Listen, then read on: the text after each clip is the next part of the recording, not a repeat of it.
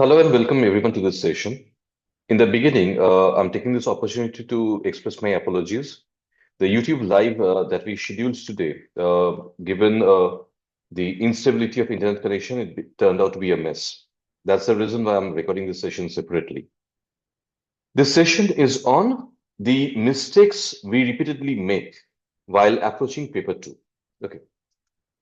Now, over the 1 decade spanning period or the time span when I have been teaching civil service aspirants, what I've seen every year, the candidates with sociology optional as for men's, they have been scoring pretty well in paper one, but whenever it comes to paper two, there have been some laxity, there have been some reasons because of which their score never reaches to the optimal level, I would say. On several occasions, I've seen them scoring 160 plus in paper one, but in paper two, the score remains quite often than not around 110, 120, max to max 130. Okay. In the recent past, I've seen a candidate within the merit list, within the top five, who scored something around 170 in paper one, but just 130 in paper two. Okay. Since I have been witnessing this for last 5 years or more, this particular trend of scoring marks in paper two, naturally we delved, or rather I delved deep into it. That why is this happening? What's going wrong, to be more precise? And then again, this is December. Today is 8th of December 2025. The prelims is in the month of May. I'm pretty sure the moment March would start with the onset of March 2026, the prelims fever will start rising, and as a result, no one would be focusing on optional. But these 3 months, December, January, February, it's high time for someone to focus on the optional subject, especially sociology, and to rectify this error. That's the reason why I'm scheduling this session today, or rather, we went for the YouTube live today, but ultimately, unfortunately, we couldn't do it. And I'm recording this session here. Now, why this happens? See, to understand why this happens, I would say let's look at what we do, what an aspirant does, and what is the expectation of UPSC. Majority of the aspirants, they think that paper two is all about facts. They practically compare paper two with GS paper one. Paper two of Sociology Optional with GS paper one. Is this right? Absolutely not. You're looking at a subject which should be handled technically, right? In fact, mostly people that think that sociology paper two is all about current affairs. Yes, current affairs is required. Sociology is one of the most dynamic subjects, and current affairs is required, but that's not everything. Okay. Why this happens? Because honestly speaking, the nature of sociology paper is applied sociology, application of the concepts, the theories that you have studied in paper one, application of those things in Indian context, in Indian society, right? Where concepts should be linked with contemporary examples. Practically, this is an extension of paper one itself. Those of you who have studied with me under my guidance, you know that in the class, again and again, I kept on telling you that sociology as a subject is not divided into paper one, paper two. It is one subject. UPSC, for its own convenience, has divided the subject into two papers, paper one and paper two. But that does not mean that paper one and paper two, they're completely separate from each other or they're divorced from each other. No, they are not. Right? UPSC, what UPSC looks at is the social interpretation of Indian society. And in reality, what we do, we practically prepare and present in front of them a summary of the newspapers. So you tell me, where are we going, right? Honestly speaking, to approach paper two, there should be linkages created, linkages between, say, theories and social structure, between thinkers and the Indian examples, between the concepts and the policy and data on the other hand. So that's how the approach should be. But the alignment, if it is missing, paper two actually becomes a liability. And that's what we are doing with paper two. We are making it a liability. Whereas, believe me, paper two is perhaps one area where scoring is normally the easiest. But we are making it a liability for ourselves. Okay. Along with this particular video, I have also prepared a material. In that material, I have discussed in details about 20 different mistakes, 20 different types of mistakes which are committed by aspirants in the mains with respect to Sociology Optional Paper 2. Here, I'm not going to go for all the 20 mistakes in details. I'm picking and choosing 5 major mistakes, and I'm discussing them because I would also like to dedicate some time to discussing the solutions. Okay. Say mistake number 1, writing answers exactly like general studies, right? So writing general studies answers. Say, for example, I'm quoting certain things here. I'm quoting an example here. I've seen these kind of statements. In the answer was about patriarchy and how that patriarchy is ultimately leading to violence against women, right? It's written, women face violence due to patriarchy. Government should improve safety. Is this really a statement in a sociology answer? Can it be? Because there is no sociological content in this statement. What sociology requires, what sociology demands?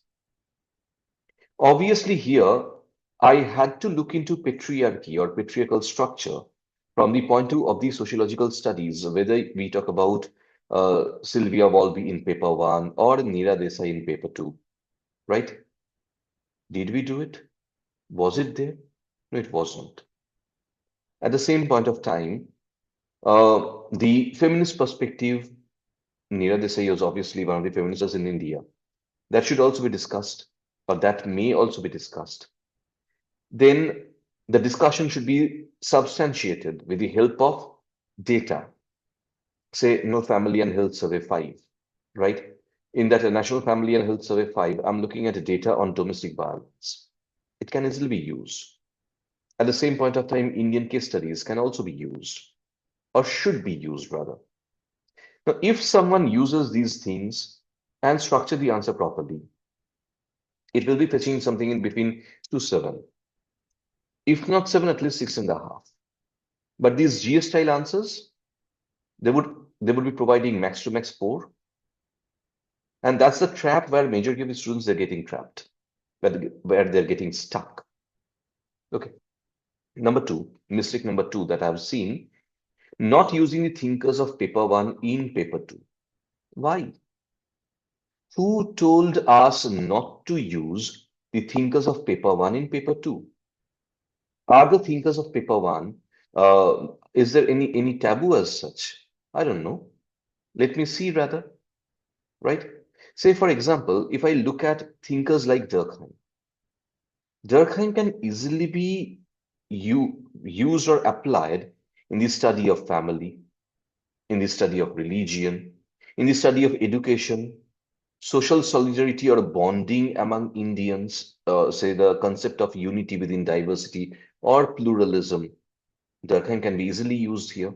Even in the studies of suicide, say whether I talk about the student suicide, or I talk about the farmer's suicide, or suicide committed by the migrant workers, especially in the backdrop of COVID-19 pandemic. Yes, Durkheim can be used there. Similarly, Weber can be properly used to understand bureaucracy in India, the fallacies, the flaws, the efficiency factor, authority, caste mobility. In fact, for your information, Andhra Veti is an Weberian scholar. His discussion about caste, class, and party, that is actually a discussion of or application of Weberian perspective in Indian society. So if Andhra Veti can do it, who told you not to, or who told us not to, right? But we never ever use Weber in the study of stratification in India. Why? Similarly, Merton, deviance of Merton, right? It can be properly utilized to understand a drug addiction, alcoholism, at the same point of time, the rising rate of juvenile delinquency at times. Then also, it can be used to understand the rising rate of crime in India or violation of law. Why the youth they feel so elated in violating law, say jumping traffic lights and not using helmets. Where is it coming from? Right? Similarly, anomy in Indian context can easily be used with the help of Morton. Clear? Mead, right? The concept of generalized others in the discussion of Mead can be properly utilized in understanding socialization in India, right? Similarly, the concept of self can also be used here. Youth, identity, they can all be studied from the perspective of George Herbert Mead. Then comes the concepts of digital identity, social media behaviors. I'm looking at Irving Goffman there, right? Um, then Sylvia Walby, then Patricia Oberoi, they properly used in understanding women and patriarchy along with family in India. But we do not do that, no? So that's what I'm looking at. Now, if someone does this, believe me, it will be giving at least 20% age to each and every answer. Next, number three, we use newspaper facts instead of sociological evidences, right? I'm looking at answers where the statements are there. Okay, rape cases increased, or say for example, violence against women increased in the recent times. Is that really a sociological writing, right? A better way of writing would have been using the NCRB crime data, referring the National Family and Health Survey 5 or the gender norms there. At the same point of time, I'm looking at quotes from Nira Desai or works on inequality, um, focusing on the structural, institutional, and cultural reasons, the various dimensions. That's sociology, right? These simple layman statements, that's news reporting. That's not what is required. Okay? Next, another major problem that I find is over theorizing without Indian grounding. In one single answer, I'm looking at too many thinkers being pumped into. Say, for example, Giddens, Beck, Bauman, Habermas, they all are mentioned in one single sentence without without discussing why they are relevant, without discussing the context, right? This is like you are cooking a dish and you know that the dish is not right. So what did you do to hide dish is not cooked properly, the dish is not prepared properly? You stuff the dish with extra chili so that whomsoever eats the dish, they'll be feeling extremely hot. It will be too spicy for them. Naturally, they will not be able to understand the other shortcomings. Please wait. Here, the people you're talking about, they are seasoned sociologists, they're college professors. They are dealing with this kind of behavior day in and day out for year after year. They know what is this. So, this habit of cramming and mugging n number of thinkers and using those, rather bombarding those names in the answers is ultimately not going to help us. Because the examiner knows what is what. Okay. Obviously, what is required is rather the Indian case studies, Indian ethnographical studies. Clear? And there, if possible, if we can use maybe one or max to max Indian thinkers to substantiate our point of view. Good enough. Clear? Finally, the biggest problem that I'm looking at is lack of structuring. There's hardly any structuring in the answers. Okay. Even students who have conceptual clarity, they're writing answers in such a scattered way. It can hardly be called an example of an organized writing. Any answer for that matter, a good answer, there should be a proper introduction, a sociological introduction. Later, I would give you some examples, but uh, you don't have to copy my example. Every question is different. Accordingly, the requirement of every answer would be different. But our general format would be there should be a good sociological introduction, followed by explanation of the concept. When you're explaining the concept, do bother to look into different dimensions. Then go for Indian evidences. Can be case studies, they can be examples. Here you can also use the facts you have collected from newspapers. Okay. But comes the fourth and the most important part. You have to substantiate all these things with the help of thinkers. Maybe one, max to max two, do not bombard the answer unnecessarily. But this fourth point is absolutely necessary. Substantiating with the help of a study or with the help of a thinker. And then comes the last, that is a balanced conclusion. Do you know what I realize? What we are doing, instead of devoting time to the subject, instead of giving time to the subject and studying the subject properly, we are giving lesser amount of time. And in that lesser amount of time, we are just mugging. That's where the problem is beginning to rise. Sociology is not a subject where you should be mugging at all, right? You need to study, you need to build your conceptual clarity, and at the same point of time, the conceptual clarity should be substantiated. For that, you have to put in your hard work. Your effort should be there. Just mugging is not going to help you. If you go for that mugging, you cram whatever you can. Yes, you're going to get that 110, 120, or even less than 100 at times. I've seen that marks as well. Okay. Because please try and understand half of the time when you're bombarding the answers with the names of the scholars, you don't even know why you're putting the name of that scholar, and often than not, they're mismatched. Maybe that particular scholar was not required in that answer. Because you've mugged without understanding, you're putting the name of scholars who are not required in those answers. You've just put their name. That's it. Okay. Now comes the question that how to fix these problems. This is where I wanted to focus more in this particular session.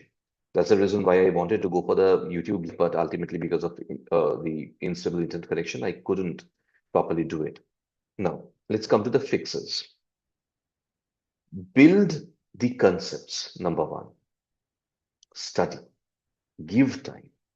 And when you're building the concepts, if possible, at the end, build a concept map. Divide the syllabus into various conceptual dimensions. Say, for example, structure of the society, social structure, economic structure, political structure. On that, go for the structures, one dimension.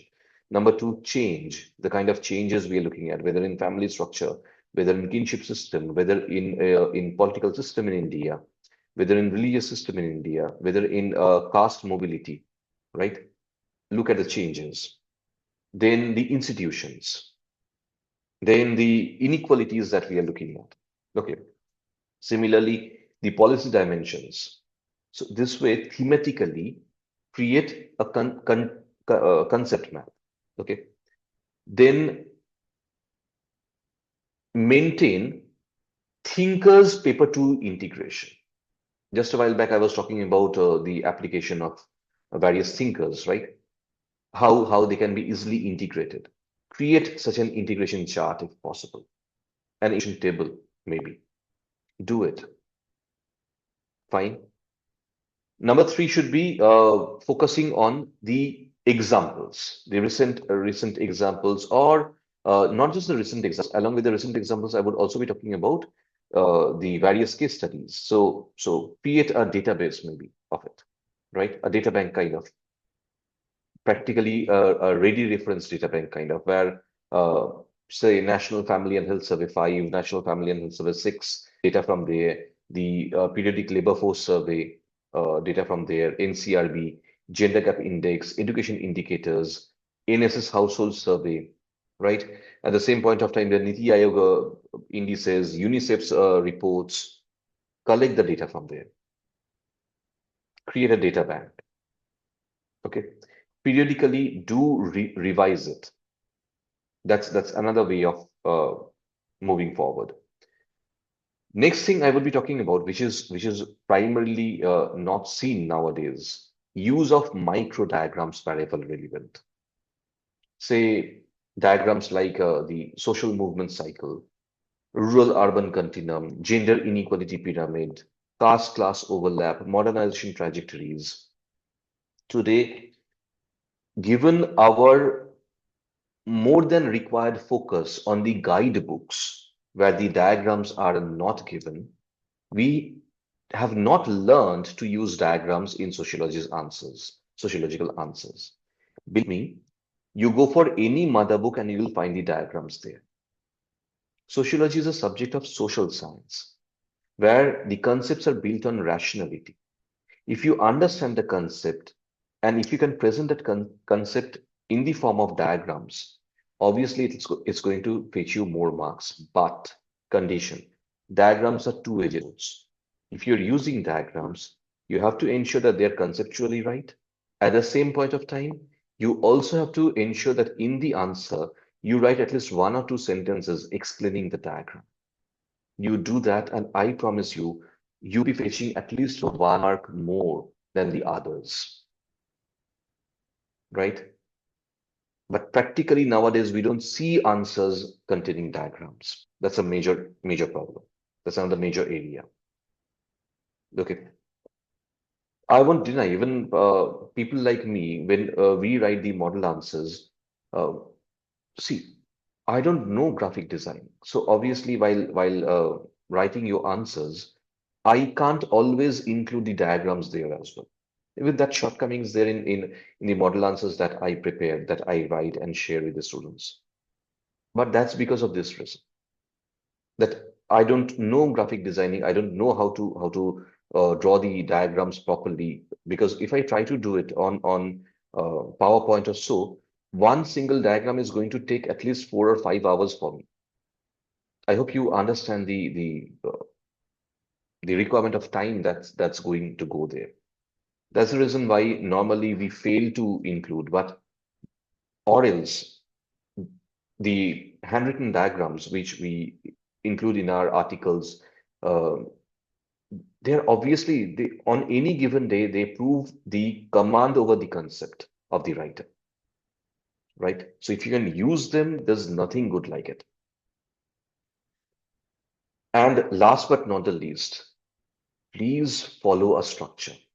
If you ask me, I'll always talk about the five-part answer structure, which I discussed just a while back. Say number one should be the sociological introduction. Number two should be the conceptual study, right? Study of the or analysis of the concept.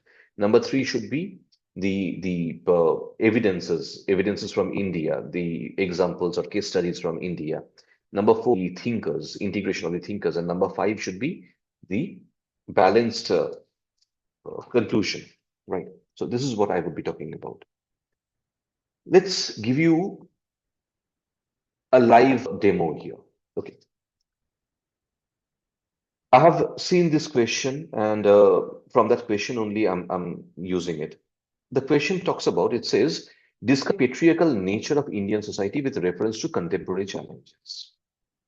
Repeating my question, discuss the patriarchal nature of Indian society with reference to contemporary challenges. Okay.